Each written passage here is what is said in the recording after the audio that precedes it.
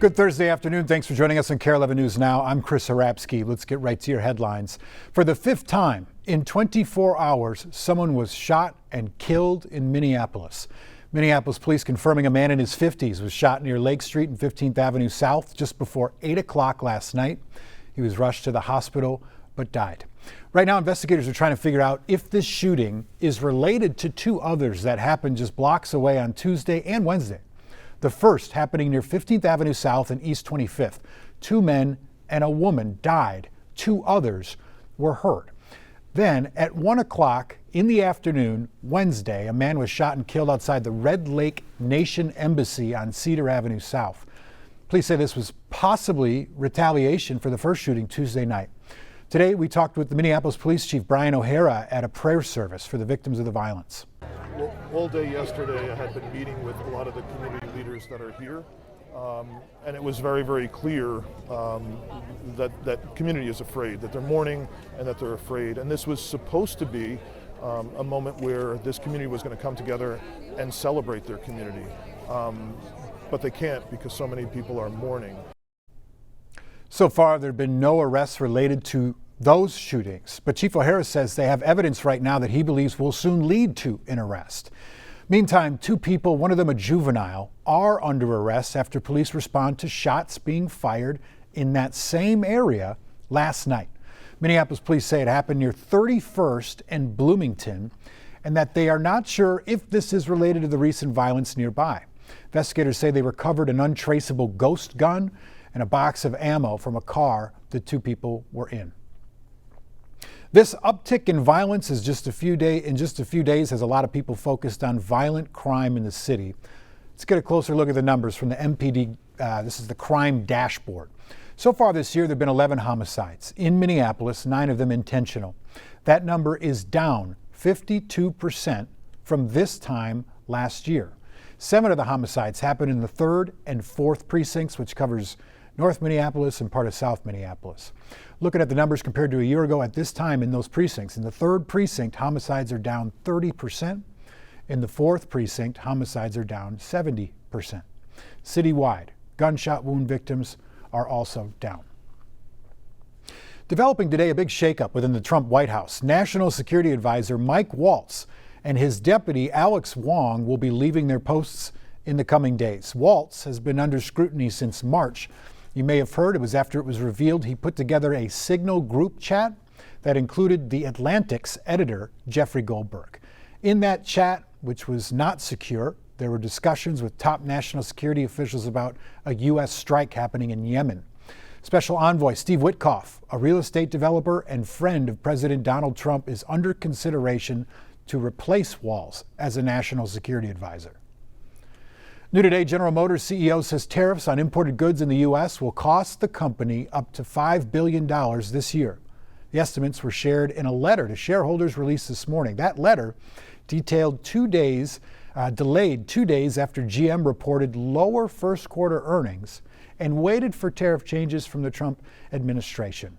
GM, the nation's largest automaker, is the first major company to estimate in dollars how much Trump's sweeping tariffs will cost it.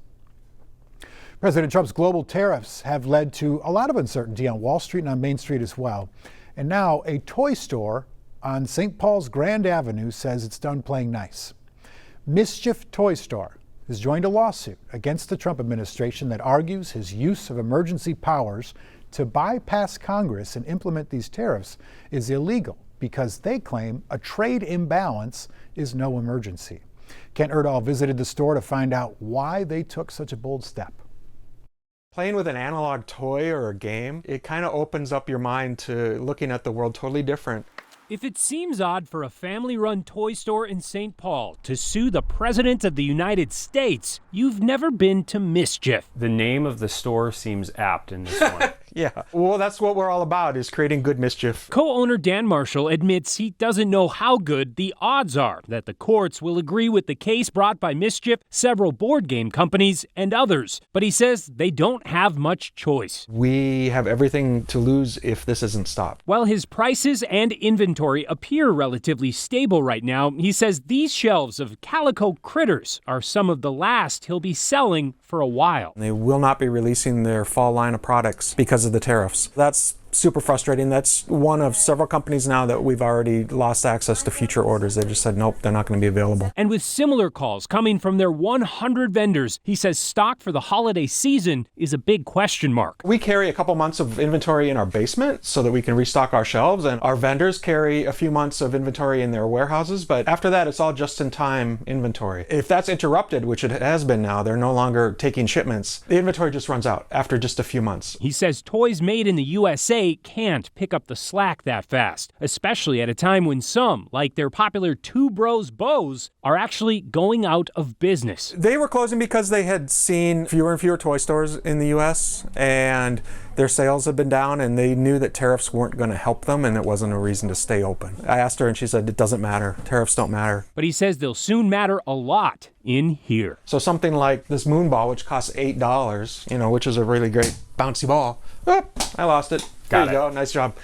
Something like that is going to go from $8 to $20. And that ball's not worth $20. It just isn't. And people aren't going to buy it at $20. And so where does that leave us as a business? There seems to be a worry out there about speaking up. Yeah. Are you worried about that? We're not afraid of Trump. The Constitution gives Congress the power to impose tariffs, not the president. Yes, there is the Emergency Powers Act, which does allow him to do certain things, but it doesn't specify tariffs. So everything he's done is blatantly illegal in terms of this trade war that he started. That's why we're suing him. And if you're wondering if that will scare away customers, You're all set? Thank you. Have a great day. you don't know mischief. Our whole mission is to promote diversity and representation and social justice, to make a safe place for kids of all kinds to find things that they enjoy playing with.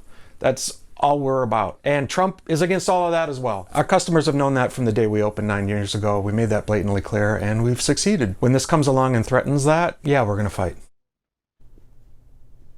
New video today showing the aftermath of Russian strikes in Ukraine just hours after the country signed a new mineral deal with the United States. Ukrainian state officials say 2 people were killed in these strikes and several more have been injured. The deal between the U.S. and Ukraine gives the U.S. access to Kyiv's rare earth minerals in exchange for establishing a, quote, investment fund in Ukraine. The deal was reached after weeks of negotiations between U.S. and Ukrainian officials. New today, St. Paul and the Minnesota Wild are scaling back their ask for state money for 3 major renovations downtown. The city now saying it will prioritize a nearly $500 million upgrade to the Xcel Energy Center and hold off on upgrading the St. Paul River Center and Roy Wilkins Auditorium. Most of the costs will be paid for by the Wild. The city says it and local partners will put in about $200 million toward the upgrade. City leaders are asking for $50 million in state funding help to cover some of those costs. That's significantly less than the original $770 million renovation plan, which had the state covering half the cost. For the first time, we're hearing from one of the drivers involved in that deadly chain reaction crash that shut down a portion of 35W for several hours on Tuesday. 1 person died and at least 5 others were injured. 67-year-old Kirby Schwarzkopf did die in that crash. His family says he was driving his 5-year-old granddaughter to story time at their local library when it happened. She is okay. And as Gordon Severson found out, it's because the family said her grandfather always put safety first. On the highway, life can change in an instant. Family members say Kirby Schwarzkopf died in a 7-vehicle pileup Tuesday morning. His 5-year-old granddaughter in the back seat suffered minor injuries because they say Schwarzkopf always made sure his 3 granddaughters were safely buckled every time they got into his car. Family members say they don't know how his vehicle was involved in the pileup. The State Patrol is still investigating to find out how it all started. It seems to be indicating that there was some sort of merging issue. The State Patrol says at least 2 vehicles were involved in that initial impact, which created a chain reaction with at least 5 other vehicles. Okay, this all happened so fast. Tara Montani and her daughter were caught up in that chain reaction. They both walked away unharmed, but their car was totaled. He, spin around, did a 360, And then we went, down into the ditch. It's still in my head today. It's going to take me a while to mentally recover from this. This crash happened just 2 days before the State Patrol's annual summer speeding enforcement campaign. 100 Deadliest Days is what we're labeling it, which is a terrible title for it, but it's honest. Last year in 2024, we saw 151 fatals just in those 100 days. That is way too many. This summer, the State Patrol is encouraging drivers to slow down and pay attention, especially when you merge into oncoming traffic. Merging and lane changing, it requires a lot of attention. Please pay attention while you're driving. That's Gordon Severson reporting. As we head to break, you got to check this out. The Yard is back in bloom at the Tulip House in South Minneapolis. You can head to the corner of South Humboldt and West 25th right now to witness the thousands of flowers blooming there. Yellows, oranges, pinks will continue to bloom at the private residence over the coming weeks. Stick with us. More news and weather coming up after the break.